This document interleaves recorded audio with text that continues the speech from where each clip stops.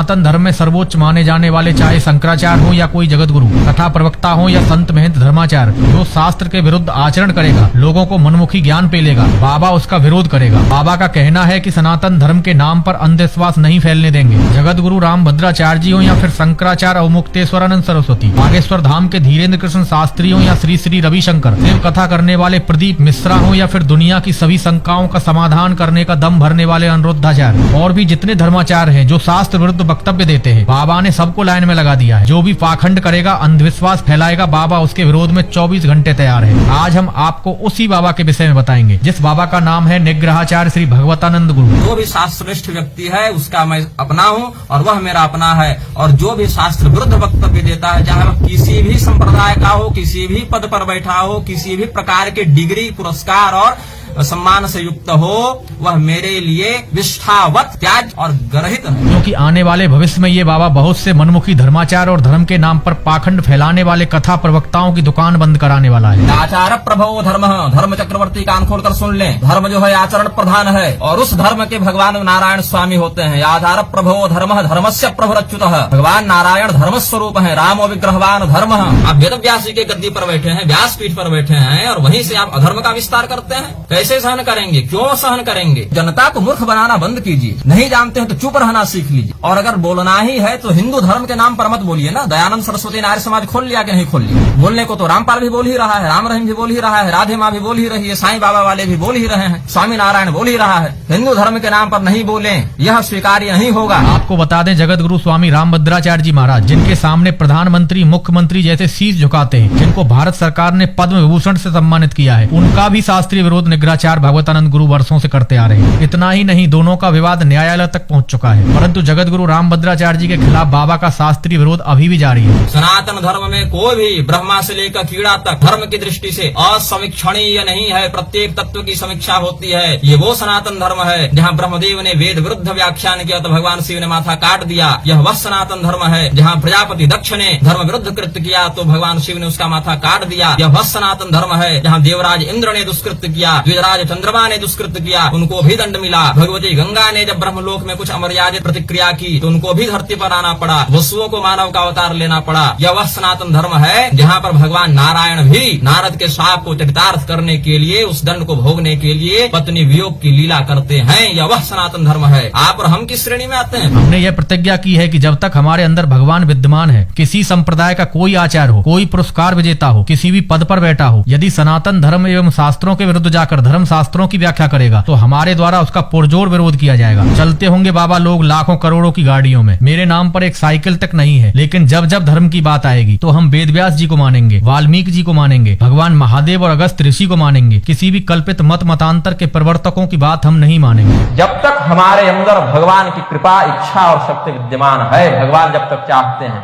चाहे किसी संप्रदाय का कोई आचार्य हो, कोई पुरस्कार मिला हो, किसी पद पर बैठा हो, यदि स्वसंप्रदाय के विरुद्ध जाकर धर्मशास्त्रों की व्याख्या करे तो हमारे द्वारा उसका निग्रह किया जाएगा। एतदर्थ हम निग्रहाचार्य इस पृथ्वी पर विद्यमान। किसी संप्रदाय का कोई आचार्य रहे, चलते होंगे रामभद्राचार्य जी 36 लाख की गाड़ी में, मेरे नाम पर एक साइकिल तक नहीं है, लेकिन जब धर्म की बात आएगी तो हम वेद व्यास जी को मानेंगे, वाल्मीकि जी को मानेंगे, भगवान महादेव, अगस्त ऋषि की बात मानेंगे, कल्पित मत मतांतर के प्रवर्तकों की बात नहीं मानेंगे। निग्रहाचार्य श्री भगवतानंद गुरु एक ऐसे बाबा हैं जिन्होंने सनातन धर्म के नाम पर दुकान चलाने वाले धर्म के ठेकेदारों एवं भोले भाले लोगों को मनमुखी ज्ञान पेलने वाले कथावाचकों में खलबली मचा रखी। आज हम आपको उन कथा प्रवक्ताओं के विषय में भी बताएंगे जिन्होंने अपना मनमुखी ज्ञान पेलकर लोकप्रियता तो हासिल कर ली, पर बाबा के सामने वो नतमस्तक हो गए, क्योंकि बाबा ने उनके जिस भी वक्तव्य का विरोध किया उनके पास उसका कोई जवाब नहीं था। मंच पर अपने आप को विद्वान और ज्ञानी बताने वाले बाबा के सामने नहीं टिक पाए। शिव महापुराण की कथा करने वाले प्रदीप मिश्रा के अनुसार लाल मिर्च से सूर्य को अर्घ देने एवं बेलपत्र पर शहद लगाकर शिवलिंग पर चढ़ाने की बात पर बाबा क्या कहते हैं? अभी टोटकाचार्य निकले हैं प्रदीप मिश्रा, वो लाल मिर्चा से सूर्यदेव को अर्घ दिला रहे हैं, और नाम किसका? तो शिव महापुराण की कथा कहती है। अब सब लगे उनके पीछे पागल, पाखंड है, नाम लगा दिए शिव महापुराण की कथा कहती है। शिव जी और वेद व्यास जी लगे परेशान, कहाँ कहती है भाई?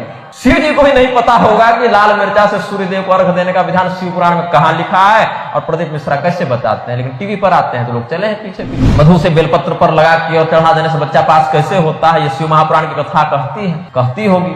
वेद व्यास जी ने तो नहीं। कभी राधा के नाम को लेकर तो कभी सीता माता के विषय को लेकर विवादों में रहे दुनिया की सभी शंकाओं का समाधान करने का दम भरने वाले अनिरुद्धाचार्य महाराज बाबा के टारगेट पर है। कथा प्रवक्ता अनिरुद्धाचार्य का कहना है कि श्रवण कुमार को दशरथ जी ने नहीं रावण ने मारा था। अनिरुद्धाचार्य जी बड़े प्रसिद्ध विद्वान चल रहे हैं आजकल, उन्होंने भी मंच से कह दिया श्रवण कुमार को दशरथ जी ने नहीं मारा था, रावण ने मारा था भेष बदल। बताइए कहाँ लिखा है? तो कहीं नहीं लिखा है, लेकिन हम बोल रहे हैं। कहाँ प्रमाण है? कोई प्रमाण नहीं, लेकिन बोल दिया बोलते बोलते। अब लोग कहने रहे इतने प्रसिद्ध हैं। 4 पुरुषों के बीच एक स्त्री हो, अपने पैरों पर स्वास्तिक बनवाने वाले, अपने को क्रांतिकारी संत बताने वाले इंद्र देवेश्वर। 4 पुरुषों के बीच में एक लड़की होनी चाहिए, ये शास्त्र है। हड्डी का विज्ञान भक्तों को बताते हुए कहते हैं कि मनुष्य की और ऊंट की हड्डी में सबसे ज्यादा कैल्शियम होता है। उसको जलाकर पत्थर पर घिसकर रोज शहद के साथ चाटने से जो कैल्शियम 4 महीने में आता है वो सिर्फ 15 दिन में आ जाता है। मनुष्य की हड्डी में, ऊंट की हड्डी में, इन सबकी हड्डी में बड़ा कैल्शियम होता है। जला लो, साफ सुथरा हो जाए, पत्थर पे घस घस के रोज पाउडर बनाओ और शहद में चाटो, तो कैल्शियम 4 महीने में आएगा, वो 15 दिन में आ जाता है शरीर में। ये तो बड़ी विचित्र बात कर दी है कि मुर्दे की बची हुई जो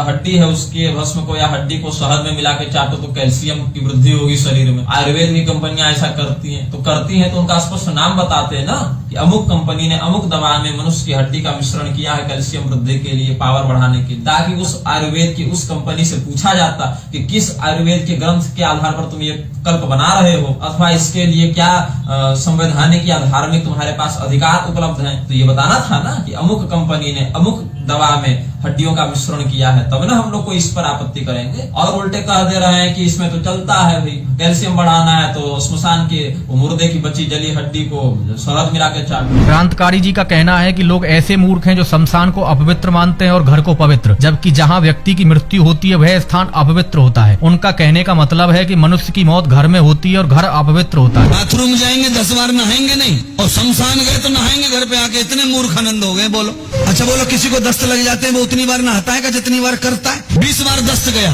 कौन नहाया बताओ? बार बार बाथरूम जा रहा है, कौन नहा रहा है? और शमशान जो सबसे पवित्र जगह है वहाँ गए तो नहाए बगैर रहते। जहाँ पर भगवान वैद्यनाथ रहते वहाँ तो अपवित्र हो गए, और जहाँ पे सब मरते हैं बंगले में उसमें सब लोग अपने आप को पवित्र मानते हैं। क्रांतिकारी संत, राष्ट्रीय संत 1008 महामंडलेश्वर इंद्रदेवेश्वर आनंद, अब सरस्वती है कि गंगा है कि यमुना है ये तो नहीं जानेंगे, इतने प्रसिद्ध हैं कि अपने पैरों पर स्वस्तिक बनवाकर घूम रहे हैं। जब लोग की पूजा करते हैं तो मंगलकारी शुभ चिन्हादि को इनके पैर पर अंकित कर देते हैं, स्वस्तिक को इनके पैर पर बना देते हैं। और धन्य है ऐसे गुरु और धन्य है ऐसे चेले। न गुरु में 1 पैसा विवेक है और न चेले में 1 पैसा विवेक। क्या है भैया? ये क्रांतिकारी संत है, राष्ट्रवादी संत है, राष्ट्रीय संत है, 1008 महामंडलेश्वर है। कह रहे हैं कि श्मशान अत्यंत पवित्र है क्योंकि वहाँ शिव जी रहते हैं, तो इसीलिए वहां से आके नहाओ मत, क्योंकि दस्त लगती है 20 बार जाते हो तो थोड़े नहाते हो, बाथरूम जाके 20 बार थोड़े नहाते। इंद्रदेवेश्वरानंद को मैं बता दूं, शास्त्रीय परंपरा के अनुसार अगर विशुद्धता से देखें तो जो व्यक्ति 20 बार शौच जा रहा है एक दिन में, इसका अर्थ है कि वह स्वस्थ नहीं है। स्वस्थ व्यक्ति 2 बार जाता है। तो 20 बार जो व्यक्ति जा रहा है उस व्यक्ति